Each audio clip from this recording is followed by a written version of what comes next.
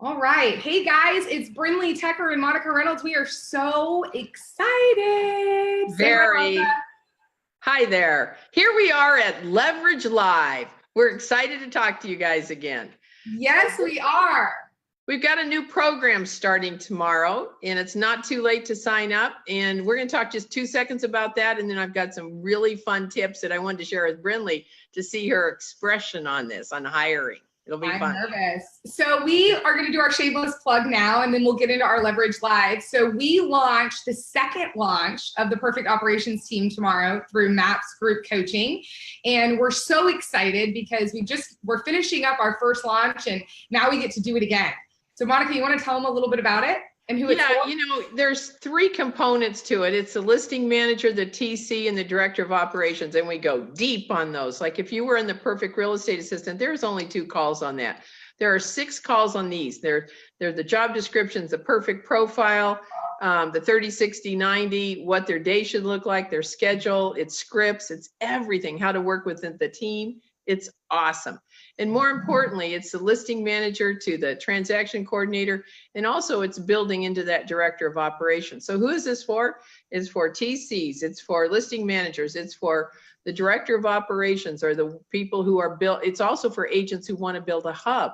It's also for agents building expansion. It's for agents who are building a team. It's for everybody. And you want to put the whole team on this one call. It's very productive. What else did I miss, Brindley? And we're using we have a lot of our big teams that are attending it, and they're cross-training their positions. So now people are able to leave to go on vacation without their feeling like there's something missing and nobody can pick up that business. And it's just a really, really great program for everyone, because like Monica said, we do 6 weeks in the listing management and digging into those systems and what that role looks like and what that piece of the business looks like. And then we dig into the contract to close and the transaction management. And then we go through all of it: recruiting, accountability, P&L, how to get an ROI, a return on your investment of your operations team. We're diving into that right now. So, and finally, the most important thing is that we interview people that are in the position. You can ask them questions. They tell us what it's like to be in that kind of position. So join us. We start tomorrow. You can actually sign up, Monica, I think, as far into the program. When do you think they can sign up until? Well, you want to sign up as fast as you can. And the one thing that I want to share with you is you can sign up all the way through the next, all of our calls are live, and a lot of the group calls are not live. We're live, we're animated, we're fun, we have a good time.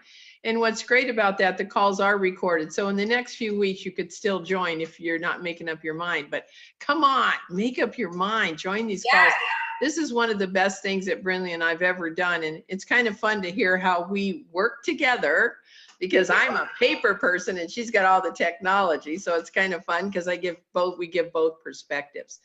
All right, so enough of the shameless plug. Let's get into some Leverage Live. So let's talk. So Monica has some things she wants to tell me. So I was at an event, and it was Recharge in San Francisco. And one of the things that came out, one of the authors talked about, having an outside the box interview. Pat Lencioni, who wrote The 5 Dysfunctions of a Team, and he now wrote a new book called The Ideal Team Player. And so I know you're paying attention, Brindley. Okay, so oh, there you go. Okay, all right, there you go. Okay, look at that. Okay, so watch this. Listen to this. So one of the interviews that he does, he says, Brindley, you are my candidate to interview. I'd like to meet you for breakfast. And does 9 o'clock sound good? Let's just go have breakfast and have a talk. And you go, sure. So guess what? 9 o'clock, at 8:30, I go there. And I said, if Brindley orders egg whites, fruit, water, no ice, or decaffeinated tea, bring her the opposite. Bring her pancakes lathered with butter, bring her bacon and sausage, and throw on some whipped cream on top of it. Just make it the opposite of whatever she orders. I'd like to see how she handles. And I say to the waitress, I'm going to pay for all 3, but I want to see how she handles it. I love that. Interesting. Interesting. And so it's kind of like you're watching how they interact with people, how they handle the situation. Now, if it wasn't too far off the order, I know that personally, I would just kind of suck it up. If they gave me a vegetable omelet and I wanted one with bacon, I'm just going to eat it, right? However, when you go so far off center, how do people handle that? Now, I used to be a waitress in college, so I know that you don't mess with the waitresses when you bring back food and you get different food. There's weird things that can go on in that kitchen, right? So Absolutely. How would you handle it if you got something that was really, really bad? On an interview, I would probably, like you said, I would either suck it up if I liked it, right? Or I would just politely acknowledge it, you know, like I would be a human being.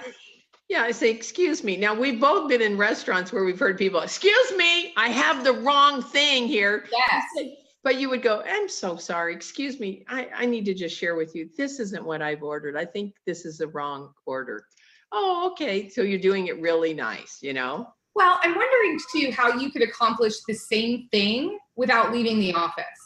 So how could we accomplish the same concept of catching someone off guard or seeing how they would react in a difficult, so for instance, sometimes we say right before they leave, ask them if you can see the inside of their car. Right? Or the inside of their purse? No. Or the inside of their purse, right? Like something that completely throws them out of left field just to see how they react. Well, that's funny you brought that up. So I was born when dinosaurs were. Guess what I used to ask in an interview? Do you carry a day timer? Can you show it to me? And if it came out of their purse and exploded with all these papers and all this other stuff. So that is funny. That reminds me of what I used to ask about a day timer. Yeah, my son's walking in the door now. Clay, just be quiet. See, this is real. This is raw with Monica. That's her son in the background. So I've also heard, and I think Diana Kokoska does this, that right before an interview, she'll crumble up a piece of paper and throw it on the floor to see if the person that comes in for the interview will pick it up and throw it away. Oh, that's interesting right? too. Yeah, so those are kind of like, we should probably do a little list of outside the box. What can happen outside the box, right? Outside the box that can throw people off to kind of see how they react under pressure or when things aren't expected. Okay, number 2 tip that I learned on a team was, or on this last event for teams, have a contest. And this time of year, people have contests, or they have contests to go to, you know, different events, family reunion, etc. Why not have a contest? Let's say, Brindley, you're on a team of 14. Mm-hmm. You have a contest and you don't know what team you're on. However, the contest started. So what happens is you want to help everyone. So instead of having a divisive, where you're dividing people up, saying you're on team A, you're on team B, you know, no, it's everybody helps everybody because they don't know what team they're on until the contest is over. Good one. I love that. Creates no divisiveness. Okay, so let's walk through this for our listeners. So basically, we're going to create a contest and we're going to say there's teams, yet nobody knows whose team they're on until the end. Right. Now, let's say I'm the rainmaker. Okay. I'm going to draw names and I'm going to put them in piles and say, okay, this pile is a pile. And then I'm going to lock up those piles, or I'll take them home so they don't know who it is. Yeah. The team. And then I'll bring them back and show them. We'll open them up when the contest is over and say, team 1, Jane, you're on. Brindley, you're on 1. John, you're on 1. They don't know what team you're on. Love that. No device. It creates teamwork versus dividing people up. That's amazing. That's so amazing. If you have a slug or sluggette on your team, you want to help them because in your office, in your group, you may have them on your contest team. So you're going to help that slug and sluggette get going, do something. I think that's amazing. I say we do it. I mean, I'm going to do that with my coaching clients. I'm going to find one team that will do it, and we're going to report back on it. And we're going to hear how it went. Okay, that sounds good. And I'm going to put it out there too. I think it's a really good idea, especially this time of year. You want to have a contest for listings.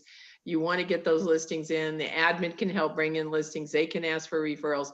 Get those listings in. If you feel a little bit of a shift, it's all about the listings right now. And Ashley Schindel just commented, which I love this. She said, you could even draw the team after the contest is over in front of the team. So Yeah. you don't draw Well, that, you know what, Ashley, you might have a better idea. I think I like that better, where we draw names for the team at the end, and that's absolutely great. How awesome would that be? Okay, so let's talk shift for the last few minutes. Let's talk about it. It's you and I were just talking right before the call. There's definitely a shift happening. Definitely something we need to be prepared for. Not sure we need to have the fear of God in people quite yet. No. I think it's more about increasing activities to being more prospecting based. Yeah, it's definitely increasing your lead generation system and probably doubling and tripling your efforts. And real focus on listings. It may take double, triple efforts to get a saleable listing. Now you can get the listings, but you're looking for saleable listings. So in a shift, you can't, when a fast-paced market, Brindley, you and I both know, you can go list a dog house and there's going to be lots of dogs trying to buy that house. Yeah. When you list a house that conditions are bad, the price is bad, it's not going anywhere. In a shift, you can't afford. The most expensive thing in a shift is when you have listings that cancel and you've spent money on staging, photographs, your staff, phone calls, going out there. I mean, it gets crazy, the amount of money. So my only thing would be to say, and I know you agree too, is to pay attention to number one, your lead generation, and get going on it and make it harder and stronger, and only list saleable properties. It's not the market to throw it up against the wall and see what happens. Well, and I think that a lot of people have relied on the market to give them business. And now that the market isn't throwing the business, all the dogs aren't showing up, they're freaking out. And it's like, oh, we're just going back to now having to work a little bit harder to get those listings. And I think it was Laura Gillot that shared on a call with us once that, we have to look at our business as a store. Yeah. And if there's no listings on the shelf, then we have no buyers because we have nothing to sell. Right. So we really have to be going after those listings and stacking the shelves with listings in order to have the buyers show up. And I say this as simple as it sounds for our admin and ops out there, because you're just as responsible for stocking the shelves right now. You're just as responsible, because if we don't stock those shelves, there's no buyers. And if there's no buyers, there's no job. Right. If the shelves are empty, the store shuts down and we lose our job. Right. So everyone has to be part of the team right now, adding 3 contacts to the database every day, marketing to their sphere, so that we are, as a team, getting those listings on the shelves. And, Denise just said it, a shift is a shift. Production is a choice. So creating a culture of production. Right. It's all about lead generation right now, and it's about that database. So an interesting comment Gary said is that if you want to make $1 million in GCI, you've got to have at least a 4,000 to 6,000 person database. And that's really key right now, is to be building that database and grabbing people that you know. Yeah, right. There was something interesting that was said too, which an agent told me, that he was contacted by Zillow, and Zillow wanted to be able to get all of his emails of his clients so that they could market into them also. Hello. Whoa. I know, that was crazy. I thought, oh my gosh, here we go. So don't do that, anybody. Don't let anybody have your database. That's your goal. Protect it. Well, and really what I'm hearing Gary say when he says 4,000 to 6,000 is the sweet spot's 5,000. And that's what it is. And then once you get to 5,000, it's about doubling it. Right. And getting to 10. Right. And if you work it correctly, the goal is always that 10% are going to do business with you in the next year, or give you referrals, or give you leads or something. So, you're working that hardcore 500 people that are really your best buddies. So, well, and you go back to simple, feed the database and market to it systematically. I mean, and nurture your top 20%. There you go. And turn your 80 into your 20. So, Monica, anything else we want to leave them with tonight? No, I think that if you would like to join our class, we'd love to have you. We do a great job. You end up with about, I'm trying to think, it's probably over 200, 300 pages of a complete system of operations.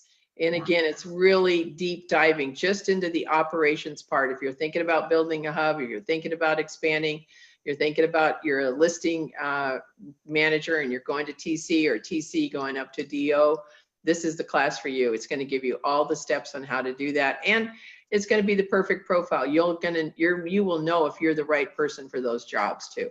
Absolutely. Thank you, Brett Sugar, for posting the link in the comments, and hopefully we'll see everybody tomorrow, and we'll see you next week on Leverage Live.